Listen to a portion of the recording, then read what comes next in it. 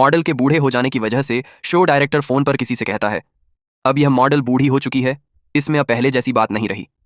हमें अपने चैनल की टीआरपी बढ़ाने के लिए नए मॉडल की जरूरत है। यह बात मॉडल सुन लेती है। वह शो डायरेक्टर से विनती करती है कि उसे शो से न निकाला जाए, लेकिन डायरेक्टर नहीं मानता। घर जाते समय मॉडल का एक्सीडेंट हो जाता है, लेकिन किसी तरह वह बच जाती है। अस्पताल में नर्स चुपके से उसकी जेब में कुछ डाल देता है। घर जाकर मॉडल देखती है कि उसकी जेब में द सबस्टेंट नाम की एक पेन ड्राइव है। मॉडल पेन ड्राइव चलाकर देखती है। उसमें बताया जाता है कि हम अपनी बॉडी से एक नया वेरिएंट निकाल सकते हैं, लेकिन उसे यह सब बकवास लगता है और वह उस चिप को कूड़े के डिब्बे में फेंक देती है। बाहर जाकर जब वह लोगों से मिलती है तो उसे कोई खास रिस्पॉन्स नहीं मिलता, जबकि बाकी लड़कियों को मिलती हैं। उदास मन से घर लौटकर वह एक किट ऑर्डर कर देती है। अगले दिन सुबह अखबार के साथ उसे अपने ऑर्डर का एक नंबर मिलता है। उस नंबर की मदद से वह एड्रेस पर जाती है और अपना पार्सल रिसीव करती है। नियम पढ़ने के बाद लड़की अपने शरीर में एक्टिवेटर सीरम लगा लेती है। अचानक उसे तेज दर्द होता है और उसकी पीठ फाड़कर उसमें से उसका नया वेरिएंट बाहर आता है। मॉडल को अपनी आंखों पर विश्वास नहीं होता। वह नए रूप में शो में पहुंचती है जहां ऑडिशन चल रहे होते हैं। उसकी खूबसूरती देखकर डायरेक्टर प्रभावित हो जाता है और उसे तुरंत हायर कर लेता है।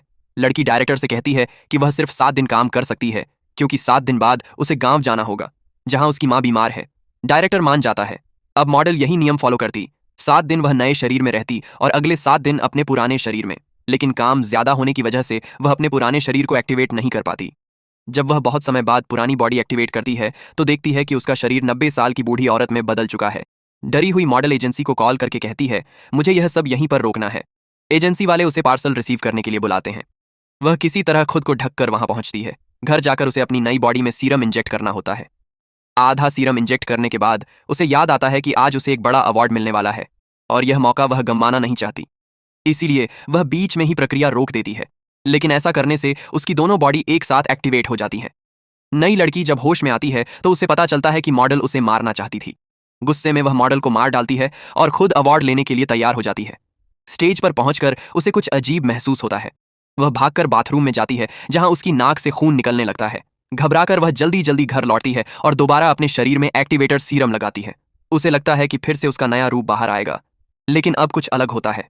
उसके शरीर से एक डरावना और भयंकर रूप बाहर आता है। लड़की अपने चेहरे पर मॉडल की फोटो चिपकाकर अवार्ड लेने जाती है, लेकिन मंच पर अचानक फोटो उसके मुंह से गिर जाता है। यह देखकर सब लोग डर जाते हैं और उस पर हमला कर देते हैं। हमले में उसका शरीर फटकर बिखर जाता है। उसमें से पुरानी मॉडल का चेहरा एक तारे पे जाता है। वह अपने बीते दिनों को याद करती है। कैसे वह कभी इतनी खूबसूरत थी और अब इतनी बदसूरत हो गई। मुझे लालच नहीं करना चाहिए था।